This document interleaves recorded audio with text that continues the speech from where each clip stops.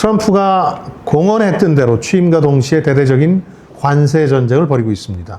멕시코와 캐나다를 통해서 들어오는 수입품의 25% 관세를 부과하는 행정명령에 서명했고, 중국에 대해서도 추가로 10%를 부과하기로 했습니다. 관세 전쟁이라는 게 글로벌 증시를 강타하고, 특히 우리처럼 수출 주도형 경제를 가진 나라들을 더욱 압박하기 마련인데요. 코스피 2400선이 일시적으로 무너졌던 데는 우리의 정치적 불확실성 외에도 이런 트럼프의 관세 전쟁 리스크가 작용한 것으로 보입니다. 다만 트럼프의 관세 전쟁뿐만 아니라 향후 트럼프 정책에서 유의해야 할 점도 하나 이번에 발견이 됐는데요. 그가 내뱉는 말과 취하는 행동의 경중이나 숨겨진 의도, 이게 중요하다는 겁니다. 일단 협상용으로 강경한 발언을 던진 후에 뒤에서 협상하려 드는 경우가 많다는 뜻이죠. 트럼프는 대통령직을 수행하면서도 협상의 달인이라는 자신의 개인적 평판을 유지하려 들 가능성이 높은데요. 관세 전쟁 예를 들어보면 이렇습니다. 멕시코와 캐나다에 대한 관세 부과의 명분은 저가 마약인 펜타닐과 범죄자 유입을 막겠다는 것이었습니다.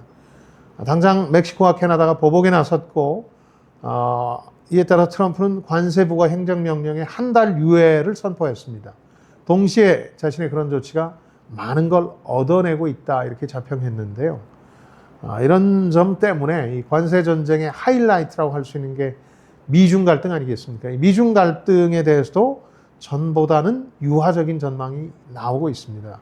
그러니까 미국이 중국 수입품에 대해서 10% 추가 관세를 부과하니까 중국도 보복에 나섰죠. 보복 관세와 광물 수출 통제 조치에 나섰는데, 그러나 이 보복 관세 시행일을 2월 10일로 잡았고, 수출 통제 조치 역시 미국의 중국 의존도가 비교적 낮은 분야에 집중이 되어 있습니다. 이 얘기는 뭐냐? 결국 트럼프가 강하게 나서면서 중국의 간을 보겠다, 이렇게 나온 거고, 중국은 보복 조치라면서 실질적으로는 협상 의지를 내비친 셈입니다. 이 점이 이 트럼프 일기와는 상당히 다른 점이지요. 당시는 서로 더 큰 펀치를 계속해서 주고받는 양상이었는데, 지금은 트럼프가 강한 헛스윙을 날리고 중국 역시 정타를 피하면서 협상에 들어가지 않을까 하는 기대감이 고조되고 있는 겁니다. 트럼프는 협상 끝나고 이런 얘기를 하겠죠. 그거 봐라, 내가 얼마나 많은 걸 얻어냈느냐, 누가 협상의 달인이지, 뭐 이렇게 국민과 언론에 물을지도 모르겠습니다.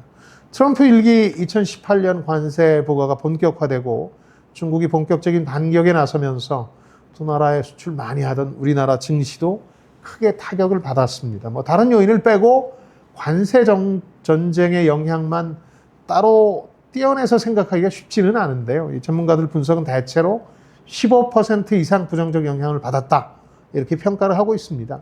그러니까 이번에는 그 정도 타격은 받지 않을 것이다, 이렇게 좀 약간 낙관적으로 전망할 수 있겠는데요.